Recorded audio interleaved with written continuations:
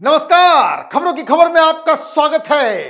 बांग्लादेश से एक ऐसी तस्वीर आई है जिसे देखकर आपका कलेजा गर्व से फूल जाएगा।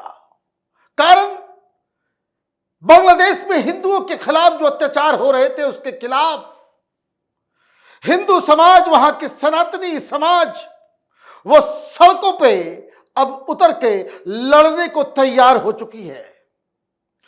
लाखों लोग चिटगांव में सड़कों पे उतर चुके हैं और अब ये लाखों लोगों की भीड़ तमाम इलाकों से गुजरते हुए वो ढाका की तरफ कूच करने वाली है। और इस खबर के आते ही बांग्लादेश की जो वहां पे एक कट्टरपंथियों का एक जो जत्था जो उस सरकार के ऊपर अपने शिकंजा गड़ाए हुए है, उसकी हालत खराब हो गई है। हिंदुस्तान की सरकार ने भी संदेशा भिजवाया है और आज तो राष्ट्रीय स्वयंसेवक संघ आरएसएस की तरफ से भी बयान आ गया कि सनातनी हिंदुओं, बांग्लादेश से माइग्रेट करने की मत सोचना, हम तुम्हारे साथ हैं। वहां पे शक्तिपीठ है, वहां पे मंदिर है, वहां पे हमारा इतिहास है, वहां रुके रहना, हम तुम्हारी मदद के लिए यहां मौजूद हैं। ये खबर तमाम दुनिया भर के सनातनियों के लिए जो अब तक ये सोच रहे थे कि बांग्लादेश में हिंदुओं का क्या होगा, क्या होगा, इनको मरना पड़ेगा या भागना पड़ेगा या कन्वर्ट होना पड़ेगा, ये तमाम सवालों का जवाब अब धीरे धीरे मिलने लगा है। मोदी सरकार ने भी थोड़ी चाबी घुमाई है और बांग्लादेश की जो हिंदू कम्युनिटी है उन्होंने भी अपना जज्बा जग जाहिर किया है। तो कुछ तस्वीरें भी देखिएगा आप, जिसे देखकर आपका कलेजा जो है गर्वित हो जाएगा। लेकिन पहले एक देख लेते हैं कि खबर इससे जुड़ी हुई क्या आई है। बांग्लादेश सनातन जागरण मंच, representing followers of Sanatan Dharma, declared a plan for a long march towards Dhaka amid challenges faced by the Hindu community. The Sanatan Jagran Manch organized a massive rally at the historical Lal Dighi Maidan in Chittagong, where thousands of Hindus came together to demand minority rights and security from the interim government.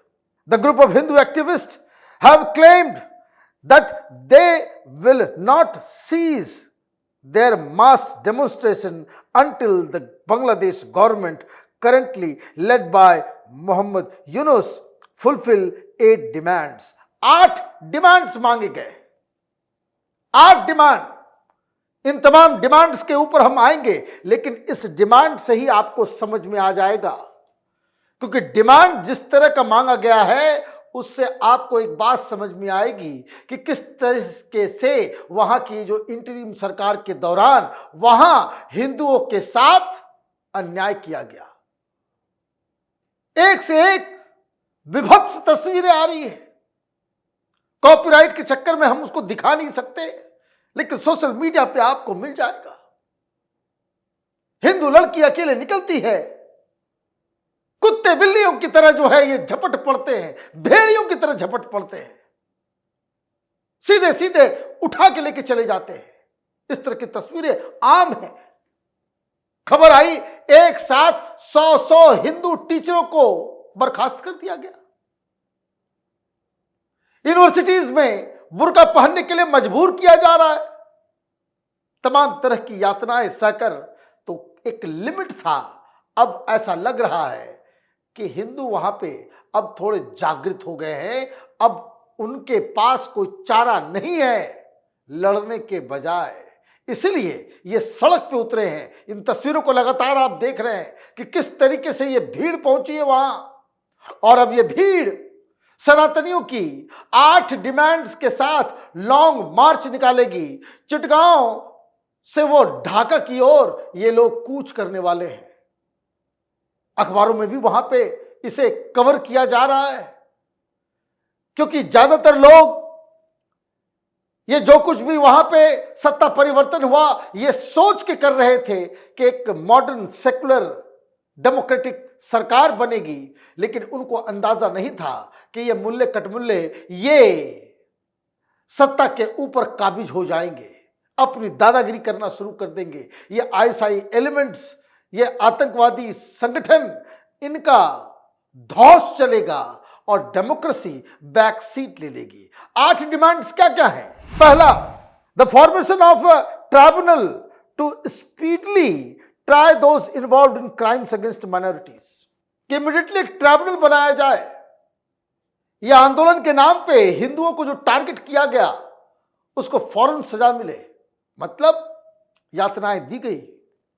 ये जो मोहम्मद यूनुस की सरकार की तरफ से कि नहीं ये छुटपुट घटनाएं हैं, ये पॉलिटिकल घटनाएं हैं, ये बात नहीं थी, क्योंकि ये मांग की जा रही है। दूसरा, appropriate compensation to victims and their rehabilitation, घर तोड़ दिया गया, आग लगा दिया गया, मार दिया, बेटियों को उठा लेके चले गए, तो जो पीड़ित परिवार है उसको कंपनसेशन भी दो। बेसिकली ये सब गरीब हिंदुओं के साथ हो रहा था और उनको रिहेबिलिटेट करने का एक प्लान बनाइए।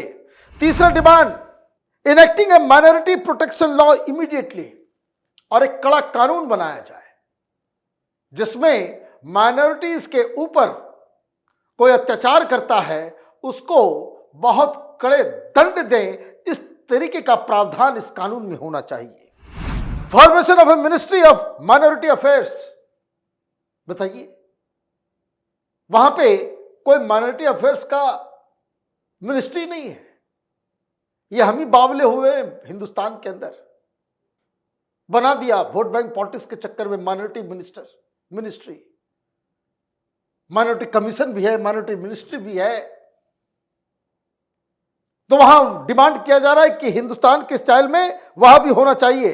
बिल्डिंग ऑफ प्रेयर रूम्स और places of worship for minority in educational institutions and hostels, कि जितने यूनिवर्सिटीज हैं, कॉलेजेस हैं, हॉस्टल्स हैं, वहां हिंदुओं के लिए भी, जैनियों के लिए भी, वहां पे सिख धर्मावलंबियों के लिए भी, क्रिश्चियंस के लिए भी वहां पे जगह दी जाए। क्यों? क्योंकि यूनिवर्सिटीज के अंदर ज्यादा दादागिरी चल रही है, हॉस्टल्स के अंदर ज्यादा दादागिरी चल रही है, कोई पूजा नहीं कर सकता, तो ये उसके लिए एक स्पेसिफिक जगह देनी चाहिए, ये डिमांड है।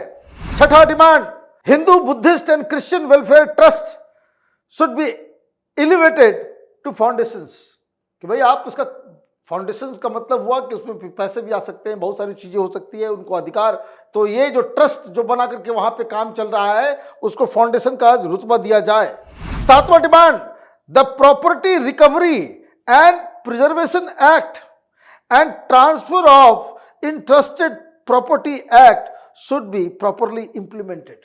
ये कोई भी जमीन छीन ले रहा है, किसी को जमीन दे दी गई है, ये तमाम तरह के ये जो वहां पे प्रताड़ित करने की कई सारे रीजंस होते हैं, वो सारी चीजों में जो है प्रॉपर्टी राइट्स में भी बदलाव ये लोग मांग रहे हैं। They have also demanded that the established Sanskrit and Pali education board be modernized and a 5-day holiday be announced for Durga Puja.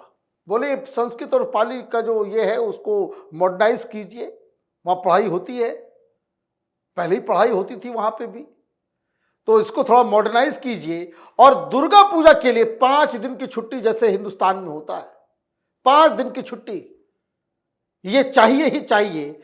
और इसीलिए ये पूरा का पूरा प्रोटेस्ट चल रहा है।